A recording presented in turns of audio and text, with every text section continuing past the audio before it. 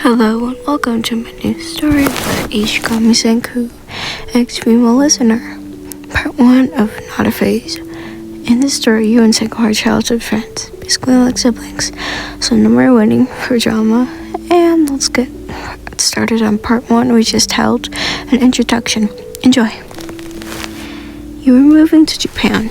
You sweared you were on the verge of passing out onto your bed. You stayed up the whole plane ride, which you regretted painfully. Not a single speck of sleep. Not even enough for a tiny old you staying up a whole night for presentation. Your eyes bobbed, about to fall asleep. You couldn't explain what happened to your mother because you'd be getting lectured for the next 24 hours. Your name? Your mom called out. You didn't respond. Too tired, too sleepy. This is why I should have slept, you thought. Time to get lectured for the next hour. Your name. Wake up, Missy, your mom ordered. You rubbed your eyes, still trying to get yourself away from the exhaustion you tried to keep hidden. You have unpacking to do once we get there, all right? She grumbled. Your name was... what? Your name, Huston Wingfield, or Huston Wingfield, your name in Japan. Your extended sister. Your mom was a busy woman who works in English education. So Stellan, Young's mother, had to be transferred. Your mom was driving from the airport to your new apartment. And how hell you missed your older brother Xeno and Stanley back in America. I'm 9 years old and moving this summer far away from my hometown. Seriously, I miss my brother, you thought. Sighing, you lifted your hand and rubbed your eyes as you zoned out.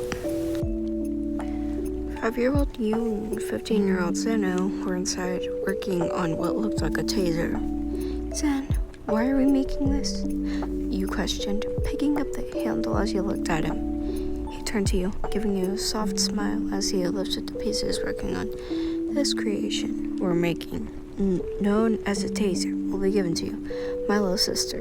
He chuckled, lifting his hand at the last part to ruffle your hair. He giggled.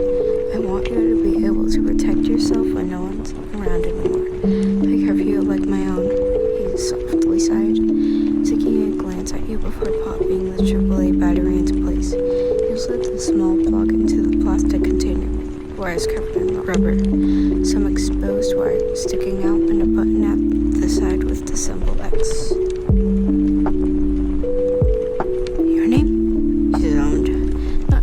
Of Son until she was on the verge of bursting. Your name, Huston Wingfield. Get your ass up. You barely jolted at the voice of your mother. She wasn't the best, nor barely the worst. You shot your vision to her, her natural gray hair tied in a usual bun. She just got both turning into the brother chores. She mumbled. The car was already in the lot as she exited, slamming the door shut. You didn't need to be told twice. You knew you'd probably get sent to God above if you didn't get moving. Your mother didn't understand insults in Japanese. So, the most you could do is insult her in a language you didn't understand that well.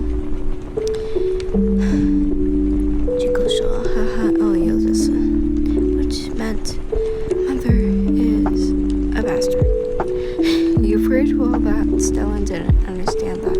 You were lucky that you took those lessons from the green bird. What was the app called again? You questioned yourself. Went to your route, you went to the trunk of the car, seeing your mother dragging her two suitcases to the sidewalk. You rushed to your backpack and one small suitcase. You wanted someone as well. You shut the trunk closed as you sped to Stellan.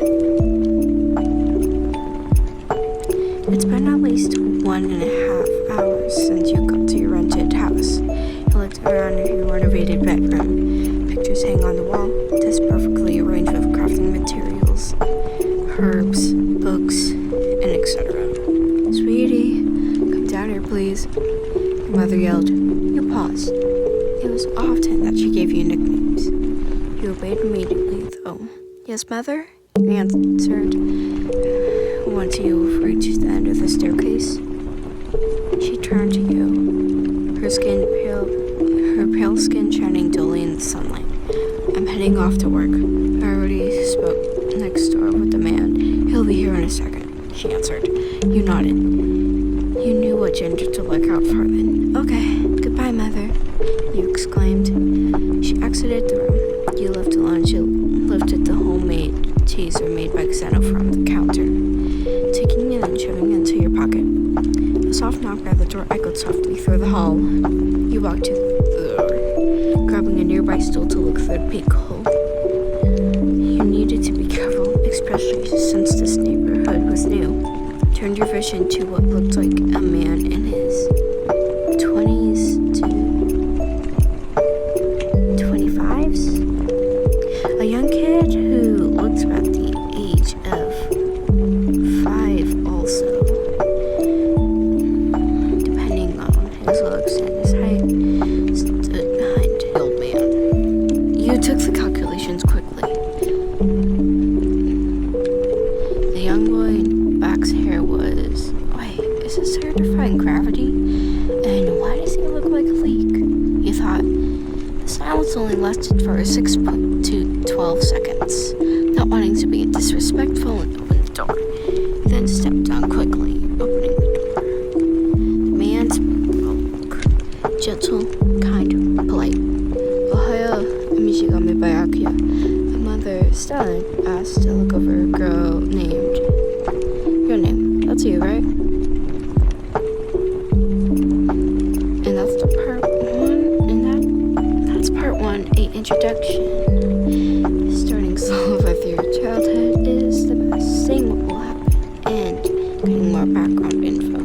Hopefully we can finish the childhood and move on to teenage around part 4 or 5. Anyways, thanks for watching, and have a good day.